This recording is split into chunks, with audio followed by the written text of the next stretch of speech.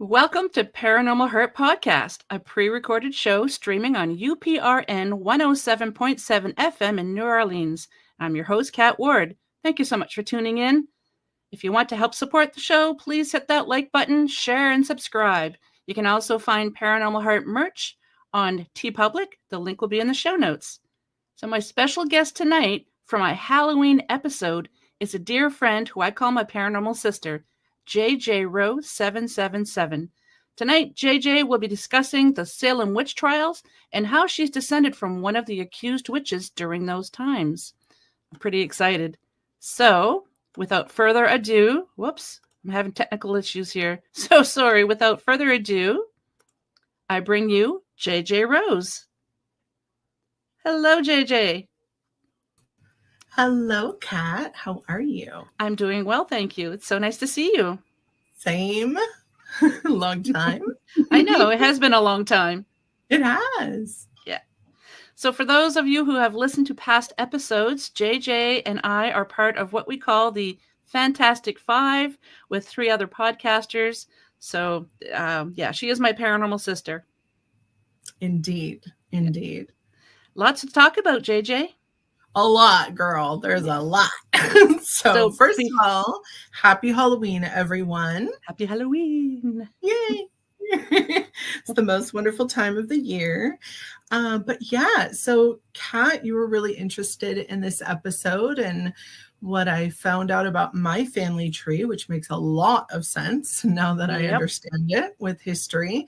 So yeah, why don't you tell me where you want me to start? Well, if you could start giving the listeners and viewers just a little bit of a background on you, just to introduce yourself, and then we can get into the Halloween side. Sure. So I am a psychic energy entity cleaner and clearer, which is a nice way to say I do exorcisms. I remove attachments, help people tune and clear their energy fields. Mainly, though, I'm a metaphysical teacher. I have a YouTube channel, and basically I put in playlists a little bit for everyone, people who are just having spiritual awakenings, people who are more advanced. Definitely a playlist for people who want to have hands-on things that you can do that are free to enhance your own spiritual protection, self-healing work, all the things. I even have a little channel for paranormal investigators, kind of give them some tips. I also am a psychic specialist for a paranormal investigating group. I wear many, many hats. I am also a white witch. I am also an ordained minister. I am a lot. You are a lot. And I have to say, you don't just clear the nasty energy, you nuke them, because it has been mentioned on past episodes on my show and on some other podcasts that people who are in the same room as you, when you clear out these nasty energies, they can feel almost like a nuclear bomb went off.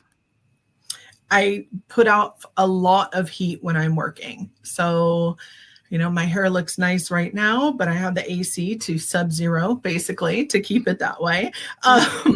But there are times when I'm doing this where even remotely, I've worked with people in other countries where they physically feel warm when I'm working. A couple people feel the opposite. They feel cold. It just depends on your sensitivity and how you sense things. But yeah, I love the work that I get to do. I love working with other people, seeing them grow and develop. That's really what makes me excited and happy. Yeah, it's pretty amazing what you do. It's not for the lighthearted, definitely. Yes. Yeah. Yeah. So Halloween and the Salem Witch Trials. What do you have for us? Oh, I've got so much. Okay. So let me take you all back a little bit first and let you know why I'm even talking about this. I'm not a historian, by the way. I am just someone who does a lot of research into history. It's one of my passions. So here I am years ago. I'm watching the History Channel. It's October, right? So they're putting on all the different specials that they have about the Salem Witch Trials. And all of a sudden I see this man go to this gravesite, and he's asking forgiveness from this person who was hung at the Salem Witch Trial because he's an ancestor of one of the accusers. And he felt that the connection and not getting forgiveness from his generational line was causing him to be cursed or bad luck, whatever you want to call it. So they get to the gravestone and he says her name, Elizabeth Howe. And I have this moment where I'm like, wait a minute, I'm a direct descendant from the Howes. I wonder if, because I don't know that much about my family's history. It wasn't really talked about. And also my grandpa was Canadian. So I didn't even know that we had Canada. Right. So I didn't even know that we had, American blood. Plus going back that far, it was never discussed. It was never talked about. So fine. So I look it up to see, was Elizabeth Howe, connected to the relative that I know I'm related to? And yeah, it was her grandson. Wow. So I'm a direct descendant from her. And I can remember being in junior high and they were talking about the Salem Witch Trials in history class. And I was so incensed at what happened. Mind you, I'm like 12. Okay. And I'm so angry. I had to get up and leave class because I had a moment and I was a little dramatic, but not that dramatic that I would get up and interrupt class because, I'm just done with things. And I did. And I was so frustrated at how people could be so awful, but also how they could take evidence from 9 to 12-year-old children and kill people as a result. And this led to just kind of this lifelong love of justice, but also really wanting to defend those who are falsely accused and set the record straight for history's sake.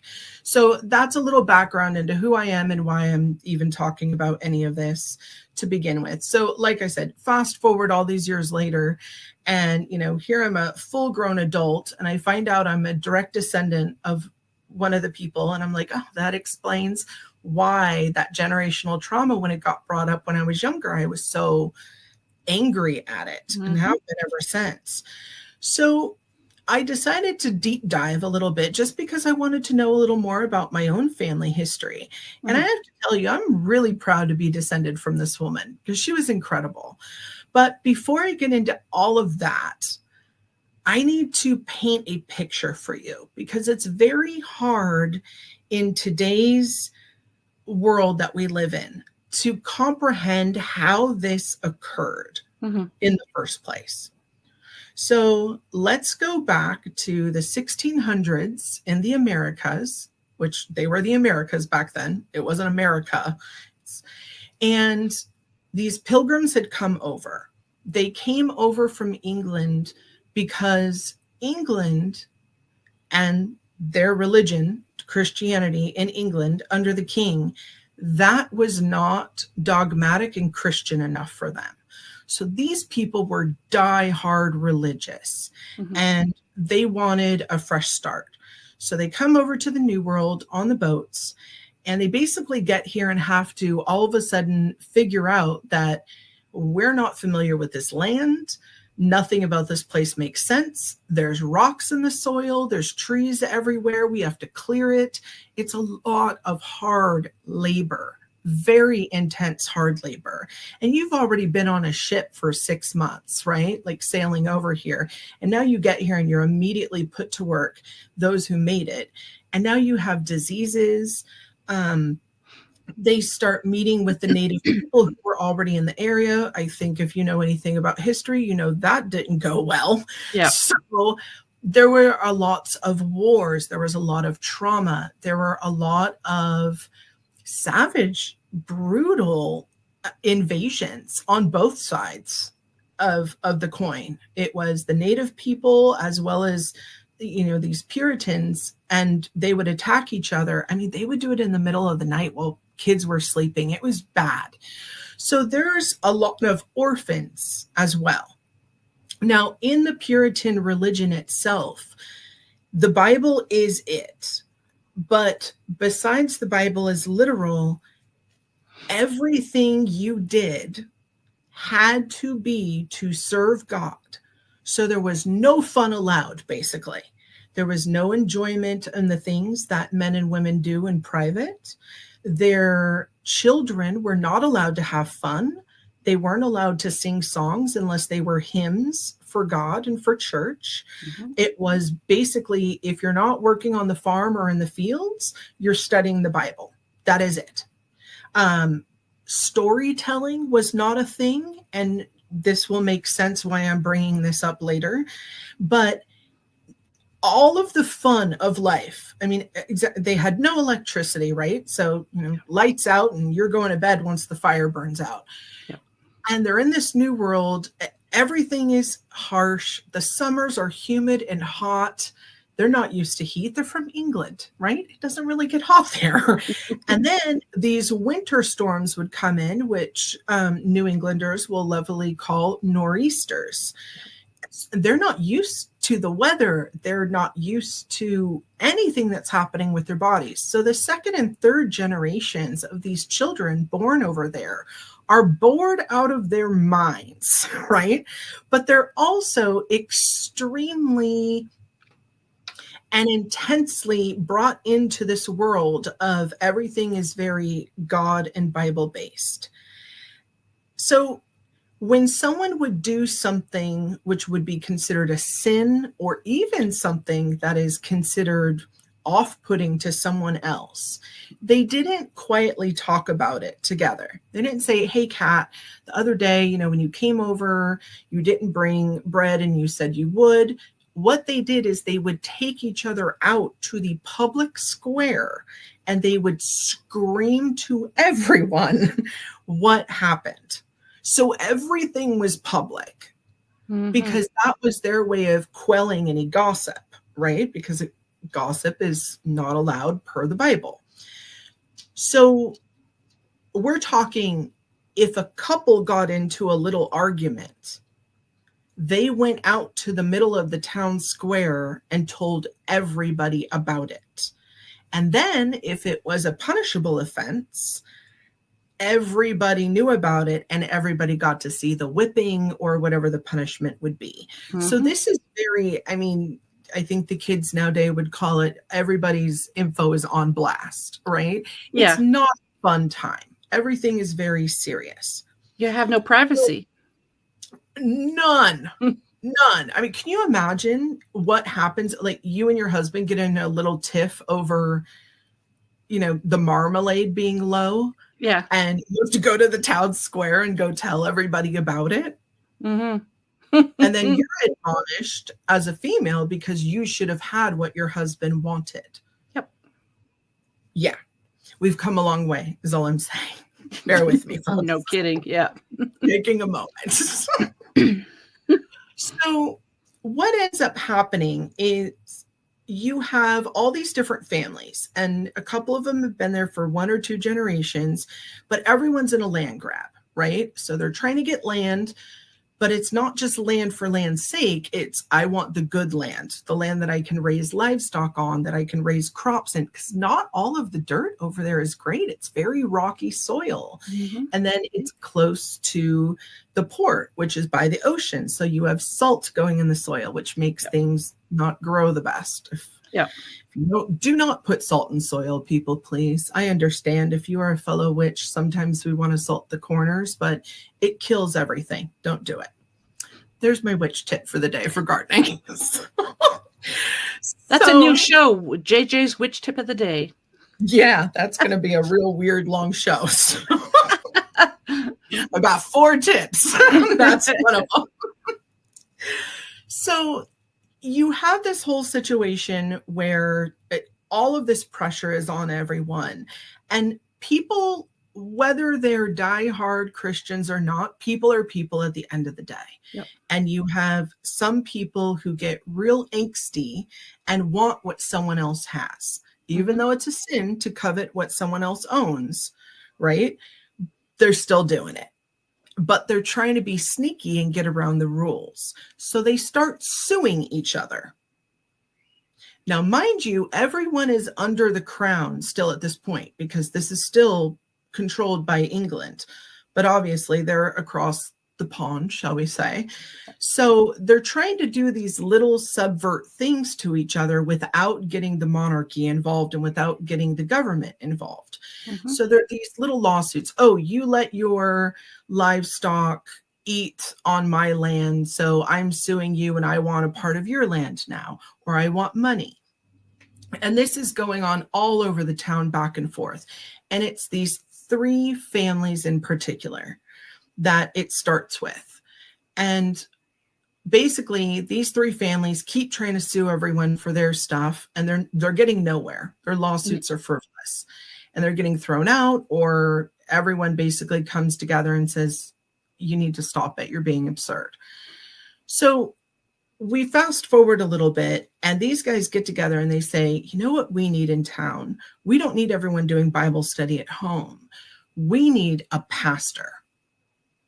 And so instead of just hiring a pastor at a church and having people tithe to the church as you do, they enforced a tax on everyone in the township to pay for this pastor, not only give up part of their land for his home, but to also give up their cut wood, their food, and money to have this pastor in town. So already this went over like a turd in a punch bowl because people were not thrilled, right? What a great saying. I'll thank my grandpa for that. So people are not happy already, because before, worshiping and the Bible was something you did at home, and people got together in groups, right, to honor the Sabbath, to do this. They've never had a pastor before. So this is already a concept they're not keen with, and the people bringing it up are the guys who are suing everyone. So not super popular. So this gets passed, and people start begrudgingly giving the pastor the wood, but then times get tough. They have a really rough and wet spring leading into summer. The summer, there's almost a drought. Things are dried out. Wood's getting hard to cut. It's not burning right. And it's kind of every man for themselves. So this is setting the scene for, it's a perfect storm what happens next, okay? So basically, this pastor is getting upset that people aren't giving him what he considers his due. And he starts telling the men who hired him, something's got to be done about this. And they're like, well, we've sued everyone 6 ways from Sunday, and no one's giving up their land and money to us either. Yep. So we're mad too.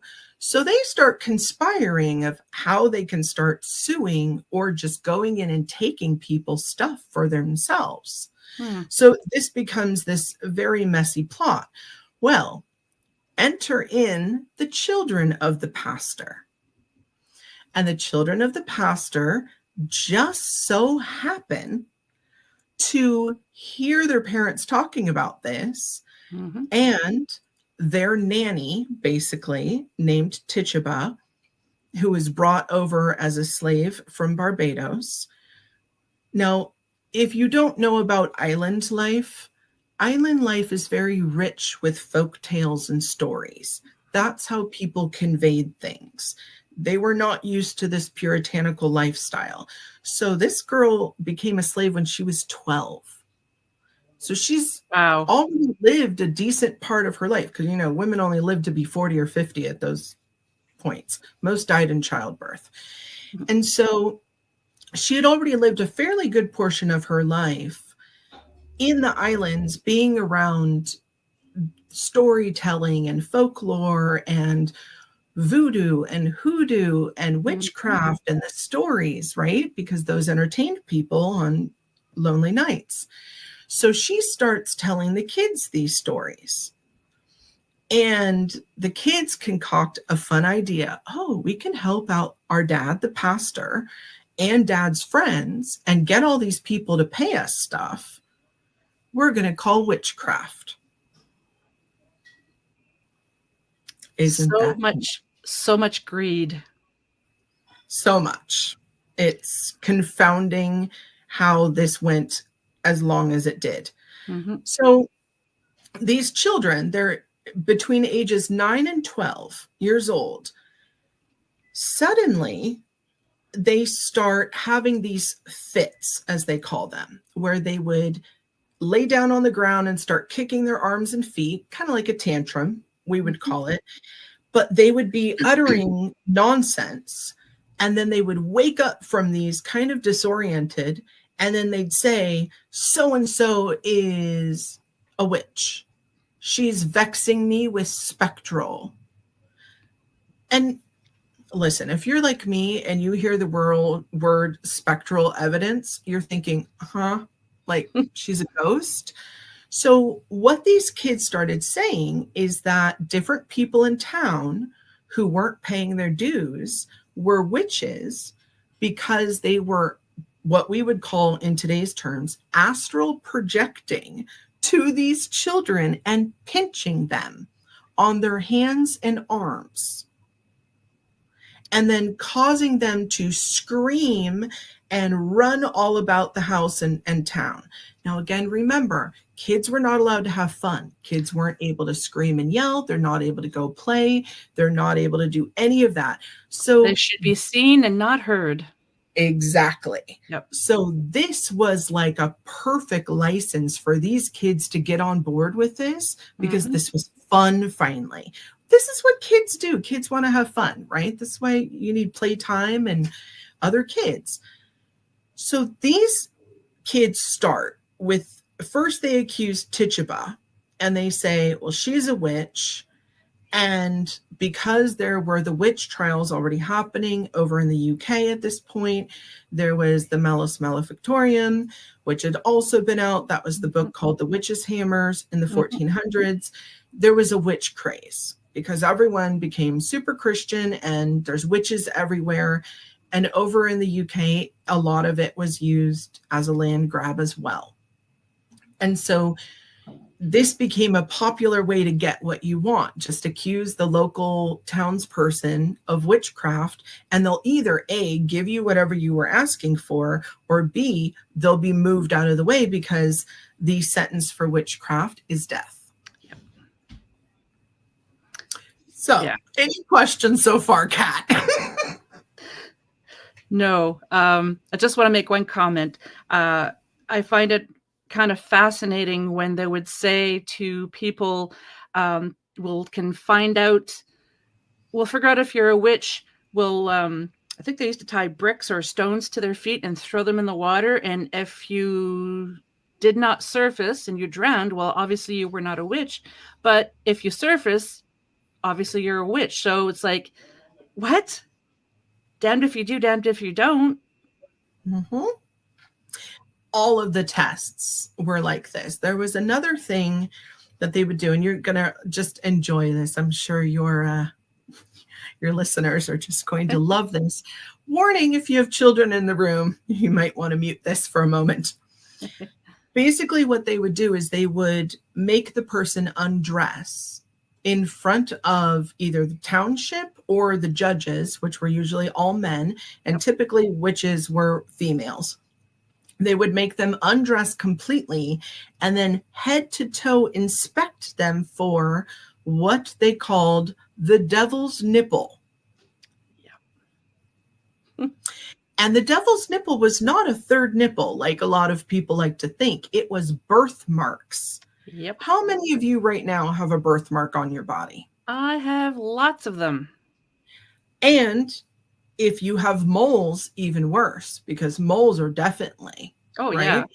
So, I mean, it gets weirder and weirder as we go along in this. And as I started discussing, like studying this harder and harder, I was just like, how, but again, we've come a long way. So this is already happening over in the UK. It's spreading into Europe. There's witches being burned over there. And, they're still getting news, right, from the UK and from Europe. So they're hearing about this. And in my opinion, they concocted this very convenient story. And these kids ran with it. Well, once other children in town started seeing these kids being able to run around and have fun, and everyone's taking them seriously, they start hopping into it. Mm-hmm. And it was extremely convenient that the first 5 people who were accused of witchcraft were all people that most of the town folk wanted out of the way. Now, Tituba was accused. She wasn't accused until a little bit later, though. Bridget Bishop was one of the first who was accused. And the really sad thing about this is more than likely she was an abused woman. She pretty much everyone knew it, that her first husband had passed away. She got married again. They did not have a great relationship. They were constantly in the middle of the town having to yell out what was going on. He was always accusing her of not being a great wife or whatever his mood of the day was. And she was having to go through public whipping or having the, red X of shame put on her back and rolled around with a mule in town. And she would constantly show up to people's homes with open wounds or bruises on her. So it was if you put the puzzle pieces together, more than likely she was an abused woman. Mm-hmm. And of course, women were considered property back then. So it's not like she could leave. Cattle had more value than women. Yes. Yes, they did. Mm-hmm. And goats and sheep and pigs and sometimes chickens, depending. So in this instance, we already have a woman that she makes people feel awkward when she's around for the mere fact that they know she's being abused, but no one can talk about it, right? Because in their minds, that's just what happens. Women deserve it. You should be a better wife. You should be taking care of him. Whether you have an opinion or not, you need to keep it to yourself, because if it's not in the Bible, right, then we allow it to happen. And so when she would show up, the other women were a little weary of her because everyone wanted to say something, but they couldn't. And they made them feel bad. She also knew a lot about female reproductive systems. And so she wasn't considered a midwife, but she was pretty much a midwife. Yep. And when people would have miscarriages, because again, a lot of these people are, marrying cousins and stuff like that, she was knowing enough as to why they weren't carrying to term. And she also knew certain herbs that could help, or positions that women could do to have a boy versus a girl, things of that nature. So automatically the deck's stacked against her. She makes people feel weird. No one wants to talk about it. And then she knows too much. She's a woman, so she's a witch, obviously. So she was a good target. And again, she had a lot of land, and it was nice, fertile land that people needed. So getting her out of the way was extremely convenient for other people, including her husband, who kind of wanted to be rid of her. Now, remember, divorce was not an option back then. So very, very convenient. And the evidence against her was, again, these kids saying that she would randomly and for no reason astral project to them or send a mimic and would pinch them on their hands and arms or make them say bad words. There is a lot of stupid people on this show. That's enough proof. I just, yeah. So we've got her, and then along comes Tituba, who she's being accused, and she doesn't fit in. She's a slave. She doesn't look like everyone else. She doesn't really fit in with these people. She's considered the help. And these kids are saying she's telling us these stories about witchcraft, which she was. She was trying to keep the kids entertained. And she goes in, and immediately what they do is when they bring you in on the charges, they pretty much start torturing you immediately, saying you need to admit that you are a witch. And if you say, I'm not a witch, then they torture you more because you have to admit that you're a witch.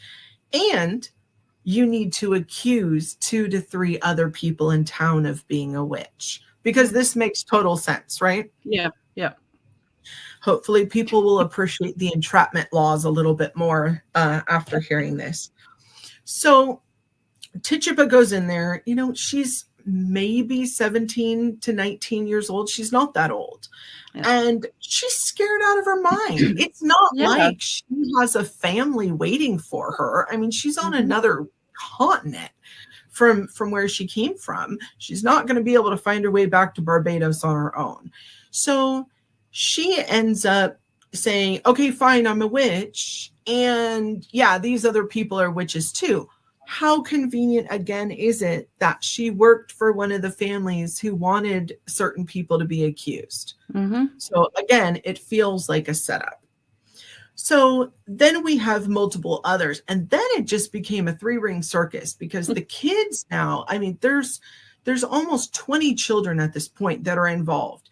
And what they would do is they would sit in court and they would line all the kids up on the pews, because court was basically where they held church. And they would sit all these kids on pews next to each other. And then they would say, children, is this the witch? And they would have someone stand up. And then one kid would start, and all the kids would start mimicking each other or repeating back whatever this person said. If the person said, no, I'm not a witch, all the kids in unison would say, no, I'm not a witch. And then they'd all start flailing and, screaming, and just the drama of it all was just a lot. But again, no one's thinking kids will be kids. They're taking this seriously. So then all the clothes come off, and then they're searched for that. And then it's more torture. And because this is a township, this is not even a full town. It's small. They don't have a full-on jail. They have basically a basement where they're putting all of these women and shackling them to the wall. I want you to think about that. Okay. There's rats, there's mold, and it's dark. No one can move. And so they're going to the bathroom pretty much right where they're all sitting. And they're all in a giant room together, and no one is listening to their screams. And then a couple people, now that a lot of the widows, right, and those that are more poor in the area, that made them feel bad, because this one woman in particular would come around and she would ask for money for food, or can you give me some food, or let me inside so that I can sit by your fire and warm up. And she had a 7-year-old daughter. No one wanted to let her in because everyone's fighting for their own stuff. So she would call them out publicly. Thanks so much for being a good Christian and not giving me bread or not letting me warm up. Well, immediately she goes in, but she has a 7-year-old daughter, and no one's taking her in. So now there's a 7-year-old orphan roaming around the streets, hiding in people's basements and trying like a mouse. She's going to look for food.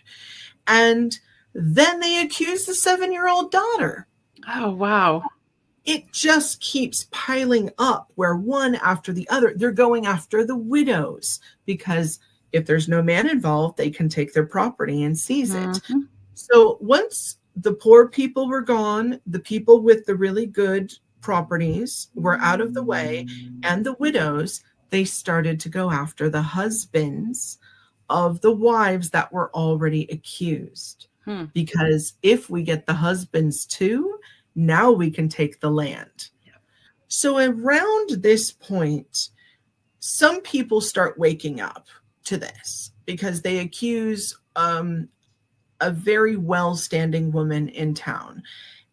And people start saying, this isn't right. This is ludicrous.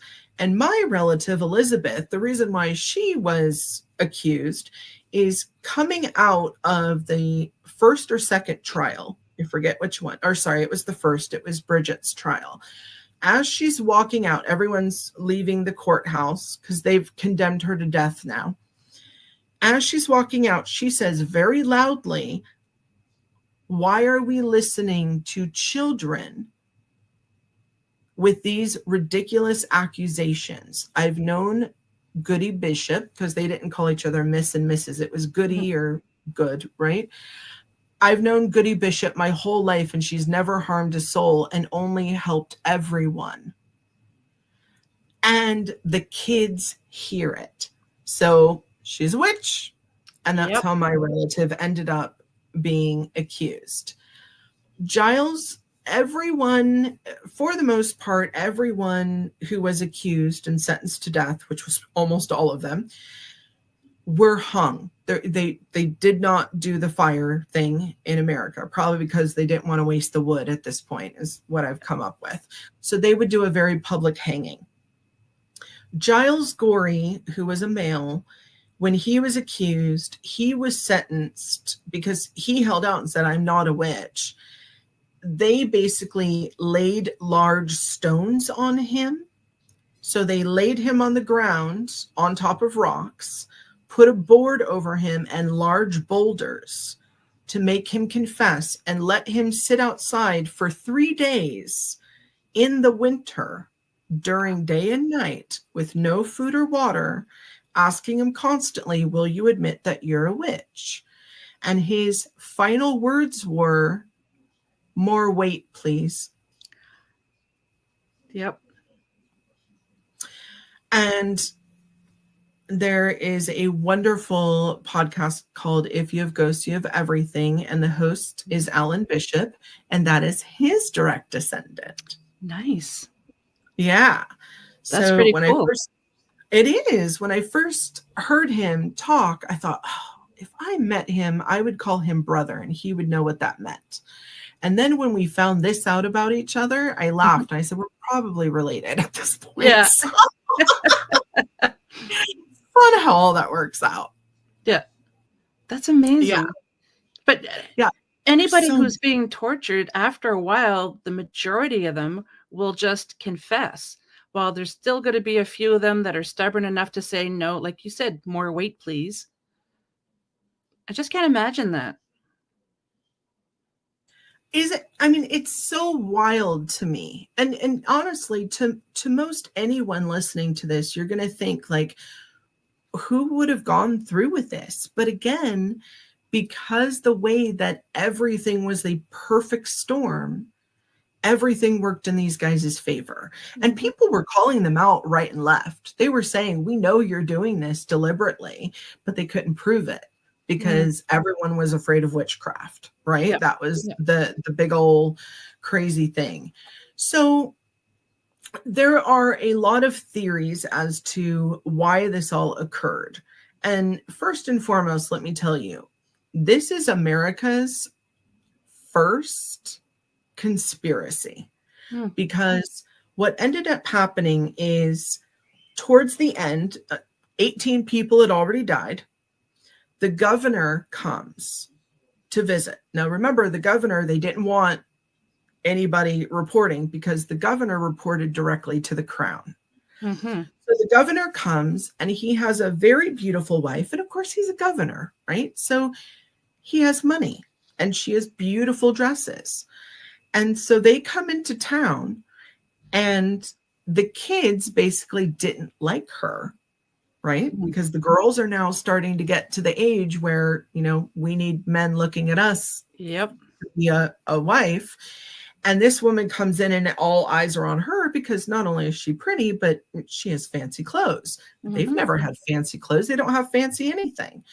So she comes into town with the governor and she's just sitting there, like probably just sitting there, probably doing nothing actually, because women weren't allowed to do anything.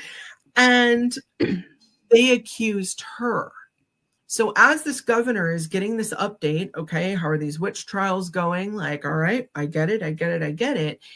On the back end, the kids start accusing her of being a witch. So the next day, knock at the governor's door, and he finds out your wife has been accused.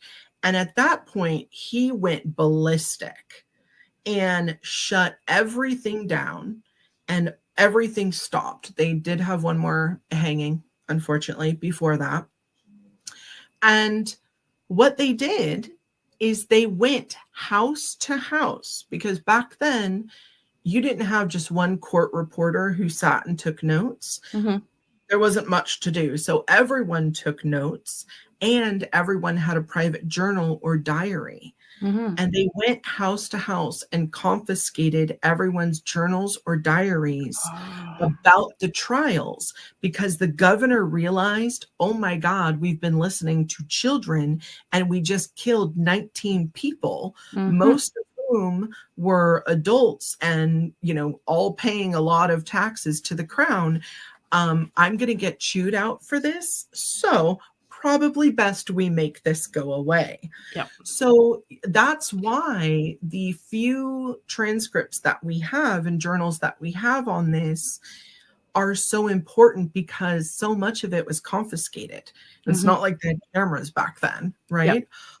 So we've got the government trying to shut this all up. And then we have the 3 families who were involved, including the preacher. They're all trying to shut this up because they don't want people thinking they're the bad guys, because they're very clearly like the bad guys in all of this. But there are a couple other things that are very curious. Now, I had mentioned that they had a very wet spring before and a very harsh summer. And that can lead to a perfect recipe when you're growing wheat and grain of ergot. And it's a very special kind of purple mold, basically. And back then, these people were hungry. They're starving, right? If the crop goes bad, salvage what you can. So there are some thought processes, because when someone consumes ergot, it's basically like LSD. It causes hallucinations, but because the children are small and malnourished, it can also cause seizure-like fits and tics. And this is a lot of the things that these children were showing, right, on public display, which makes sense, because if everyone's wheat had some ergot on it, some more than others, and these kids were eating the bread, which is the main staple of their diet, potentially all of them were rolling on acid. So they're all tripping. Yes, that was the word I was looking for. Thank you. You're welcome. So, you know, you've got that. You also have, you know, there are some people, I mean, just to state the obvious, a lot of these people were inbred. And when that goes down a couple generations, some of the kids are going to come out and they're going to have little things that are a little off with them. And that can also cause some awfulness, and it can cause giant imaginations and them to act out of turn, which is maybe why these children were acting so weird compared to how they normally would act. But again, because everything turned on a dime and it was very convenient, I'm still leaning towards it was a land grab. Just saying. I'm not using my psychic skills on this, but it's like that saying, I'm not saying it's aliens, but it's aliens. Exactly. Get me, girl. So, you know, the real thing for me is you have all these people who are making these accusations. Oh, they're evil. They're a witch. In reality, those people, I feel, were the evil ones. Definitely. Because they did this maliciously. They did it with the intent to hurt other people. They did it for selfish reasons. Yep. And that's the awful part of all of this, is that 19 people died in front of the entire town, their own families. And being hung is, I mean, it's not like, oh, your neck breaks and you're dead. Most people, no, it's not pretty. It's not. And I'm sorry that that's a bit crass to go there, but I think it needs to be said, because it's one thing to think, okay, someone's burned at the stake. That is purely awful. But the only good part of that is most people die from smoke inhalation before they actually have the physical pain, right? When you're hung and your neck doesn't break just right, you're basically choked to death. And of course, they bind their hands and then they put a bag over their head. And in some cases, they didn't put the bag over the head. They learned how to do that real quick, because unfortunately, when Your neck is constricted. Certain parts of your face bug out. It's not pretty to And watch. that was a bit much for people. Not the death part, but the bugging out of the eyes was too much. Yeah. My God. So it's pretty much greed and murder, really. Yes. Yeah. I mean, I find, yes, this is harsh reality. It's horrible what people went through back then, but it is still part of history. And I think it's important for people to know, no matter how bad it is. It is. And the main reason why it's taught in school is because it was a huge turning point for the legal system at that point. And as a result of it being such a large turning point, it changed some laws once it was absolutely found out. Now, the laws changed over on our part, but it didn't change over in Europe for a good long while. Now, the United States of America finally in 2022 exonerated all 19 of the people who were hung for witchcraft, and including the other, I think, 12 that were accused and then let go when the governor stepped in and said, just let everyone go. Like, we're just going to bury this. I didn't actually know that. 2022, Yeah. you said? 2022. Yeah. Wow. It took a while for them to get. No kidding. Yeah.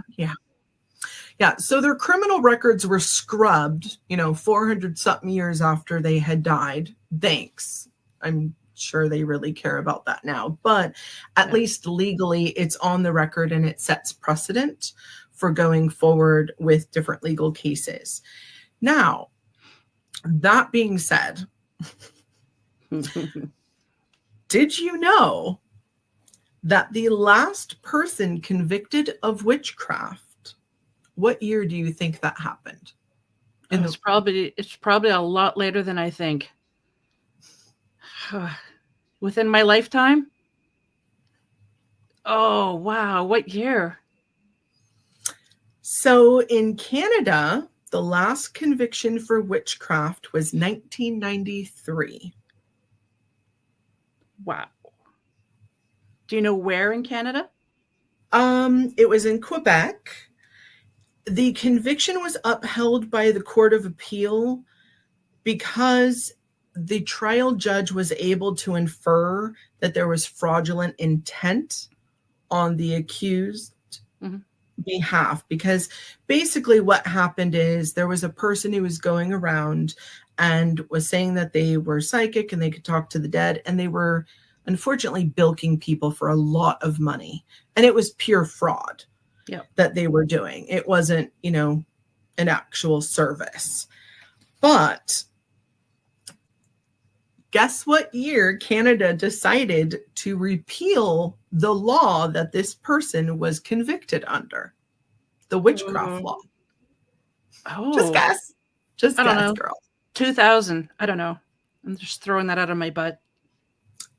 2018. 18. Yeah. 6 beautiful years ago, Canada's law against pretending to practice witchcraft was repealed. Now, police do still persecute and prosecute people who, quote unquote, use the dark arts to fraudulently take money from people. But again, it's very hard to prove that unless there's like a concerted effort. The workaround is a lot of people will say they are Reiki, they practice Reiki and things like that. So that way they're not accused as a witch. Wow. Yeah. Okay. Well, again, according to the Puritans, y'all witches. Yeah. You're listening to this, you're a witch. Moles, nipples or not. That could be the title of the episode. Moles, nipples or not. Okay. Not really. Sure, the sponsors are going to love that one.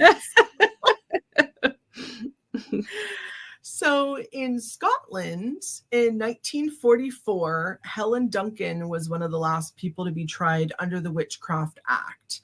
And the reason I bring this up is because it just shows that still within the last 100 years, we've been having this go on.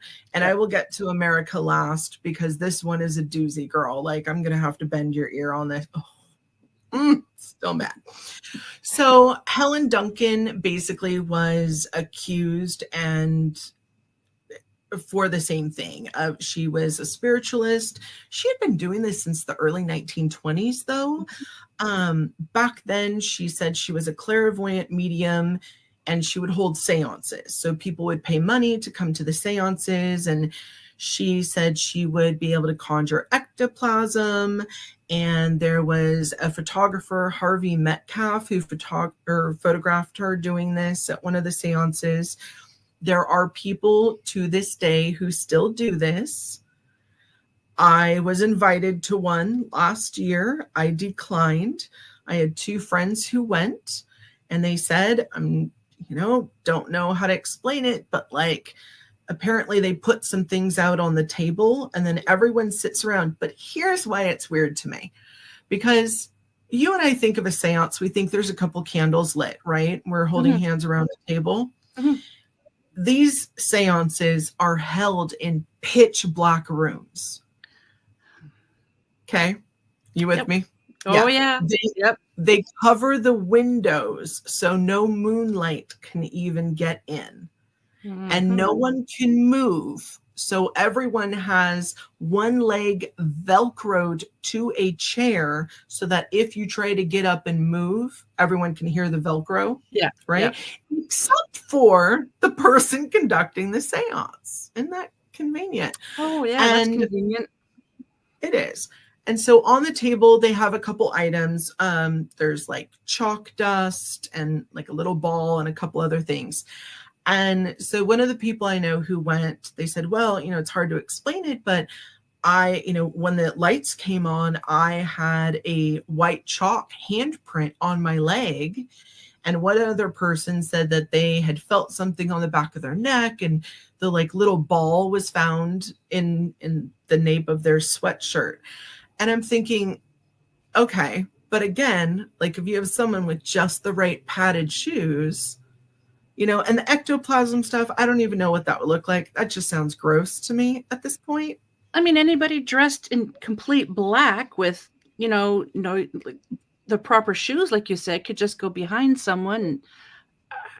How? Okay, keep going. It's fine. It is what it is. But poor Helen back in 1944, she had been doing this. She had made a pretty penny. Like, she was self-sufficient in the 20s, 30s, and 40s in Scotland. That's rough. But she had been investigated multiple times. People were finding her, saying she was a fraud. And then finally she was one of the last people to be tried under the Witchcraft Act, and she was sentenced to 9 months in prison for her conviction. Wow. 1944. World War II was happening for reference, and yet they had time to focus on this. So Helen was a big deal, apparently. Wow. Are you ready to talk about what happened in America? Yes. Give it to me, sister. All right, hon, because this... I watched an entire documentary about this. Again, learned more about my lovely family history. So back when Germans started migrating to the Americas, they formed communities. And for whatever reason, they called themselves the Pennsylvania Dutch. And some of them, German, Netherlands, whatever, but they all spoke kind of the same language. And so they were labeled as the Pennsylvania Dutch. And what a lot of people don't know is that they had healers and what we would call witches or energy workers who were given a gift. And they called it powwow magic. Now, this gets a little dicey, right? Because a lot of people, when they hear the word powwow, they think of Native Americans, because that was something people used to say, right? The powwows. And that is a Native American term, and that is something. But this word was used in Europe for years before anyone came to the Americas and talked to the native peoples here. So isn't that interesting that one word means something somewhat similar 2 continents away? I'm just bringing that up. Again, I think we were a global civilization at one time, and people just don't want to remember that. But that's just me. So powwow healers were people who could, and one of the terms is lay hands. They could put their hands and heal an affliction, whatever it may be. And there were times when they would have to do herbal work, and sometimes a little more than just laying hands. It would be like a process, what I would call spell work, right? But they would call it like a process. And in some of these, this was handed down from generation to generation. Now, again, I mentioned my heritage with this. I know that on my father's side, that my great-great-grandmother was a powwow healer. And apparently she lived in Ohio, and she was very well known, so well known that the native people in her area would actually bring her sick to her. Oh, wow. Which was very rare back then, because not everyone got along. We'll just put it that way. Okay. Yeah. Especially, in the 1800s, right? Like, I'm being very light with how I'm delicately glossing over this. But you all know what I mean. It was not a pretty time. But that's how much trust that she had earned and how kind she was. She would work with anyone. If you needed help, that was fine. And the story is my grandpa was about 12 when she was sick and going to pass. And she had told him, come see me and I will show you what it is that I do and imbue you with the gift.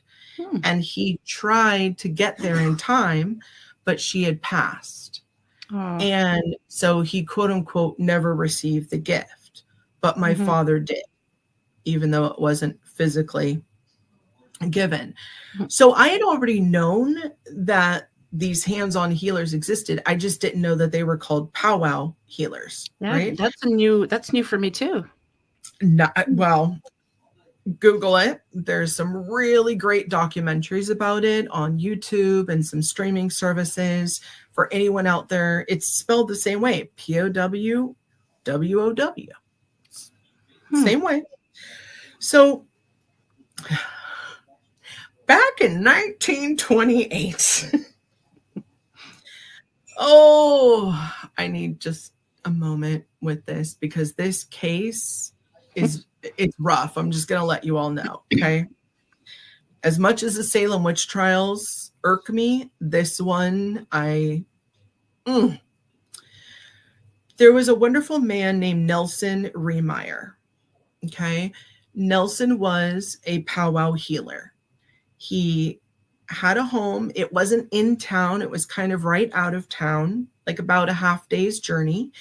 So if you were to go see him, if you needed his services, which everyone knew about him, by the way, because he was really good. But if you needed to go see him, more than likely you're going to end up spending the night at his house, because the journey back would be at night and it would be too dangerous, right? Because again, not everyone had cars back then, especially in this part of Pennsylvania, New York. This is the area that it was in, kind of in the sticks a little bit. JJ, not that I want to rush you, but we have one more minute until we have to sign off already. We'll have to have a two-parter. What? Yeah, I know. We'll have to have a two-parter. Yeah. So, okay. Yeah. Did you want to call it there? And then you can tell the listeners and viewers where they can find you? Of course. Yeah. Yes. JJROSE777 across the board. Kat, I'll be back with you to talk about Nelson in the future. Definitely. Very soon too. Yeah, I hated to cut you off, but yeah. I didn't know we had a time limit. I'm so Yeah, sorry. no, I apologize. I totally forgot to tell you about that. Okay. It's on me. Love I'm you. sorry. That's fine. Thank you so much for being on. I really appreciate you. And much love to you and your family. We'll You talk too, to you Kat. again very soon. Thank you. Bye.